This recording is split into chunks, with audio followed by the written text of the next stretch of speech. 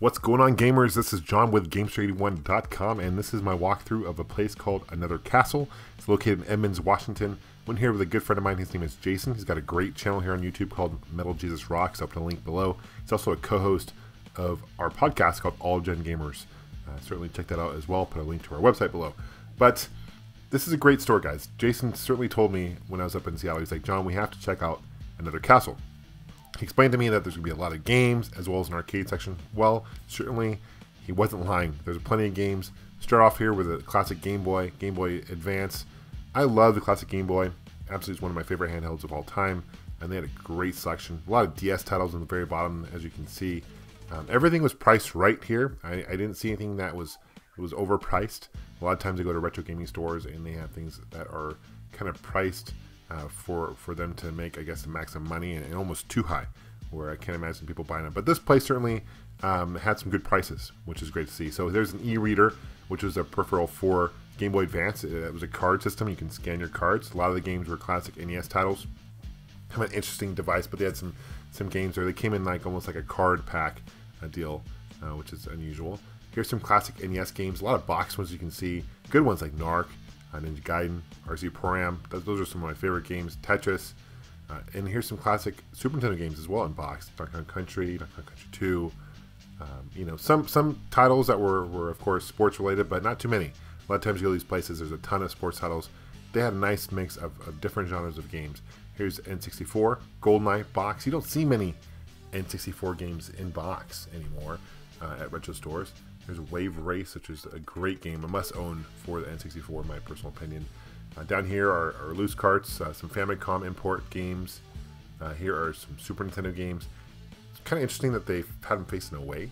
I guess they did that so you can read the label at the very top. Here is some more Super Nintendo games as well. A ton of them. Nothing was really alphabetical order, but I didn't have a problem finding anything. Everything was displayed nicely. Here's some classic NES games, of course, and a nice selection. There's Bart versus Space Mutants, for example, and some other ones. Here's N64. One thing that kind of annoyed me about the N64, the games anyway, there's no label in the very top, so it's hard to, when you're displaying them, it's hard to know which one's which. But they had it displayed nice so you can actually see them all. I had asked one of the employees and the owner, in fact, why they called this Another Castle. And they explained to me that the title was because it's reference to Super Mario Brothers, where you beat a level and it says Princess at Another Castle. There's Panzer Dragoon Saga. Actually, I had to purchase by that. I ended up buying that copy. It's a really rare game for the Saturn. It's an RPG game, a very sought-after game. I believe I paid around $200 for it, which is actually a reasonable deal for it. And because this is during PAX Prime, they did a deal where if you came in and mentioned Metal Jesus in a video, mentioned Metal Jesus' name, they gave you 10% off. So it was a good deal. Very nice of the owner to do that. Here's some controllers, peripherals, kind of you can see kind of backstage. You can see a lot. The staff was very helpful. They obviously were very passionate about games. We talked about games while we were there. So very friendly staff. If you're certainly in the area, I'll put a link to their Facebook page. You can certainly check them out. Edmonds, Washington. So if you're in the Seattle area, I can't encourage it enough to go to support these local store owners. Here's some Genesis games, of course, Clamshell. You can get a lot of games still in box. Here's some import, some Dreamcast games. I'm curious, what's some of your favorite Dreamcast games that you guys have out there? Sega Master System games, some Genesis games as well. Sega Master System, to me, is kind of an underrated system. Actually, I really like it. A lot of gamers don't really give it a chance, in my personal opinion. Some Genesis game, or Game Gear games, rather. There's some Virtual Boy. You got some Intellivision. There's a Neo Geo. Here's TurboGrafx 16, 32X, even Jaguar there in the corner. So you can see the big variety of games. There's some classic Atari 2600 games, Odyssey 2. Of course, one of my favorites, Colecovision, one of my first systems I owned back in the day. Of course, if you're not just into retro games, you like modern game stuff too, they had plenty of that to choose from. Here's a wall of classic 360 games. I shouldn't say classic because they're modern games, but here's some PS3 games as well. Of course, they had the original Xbox games, the PS2 games, PSP as well. But everything was, like I said, displayed nicely.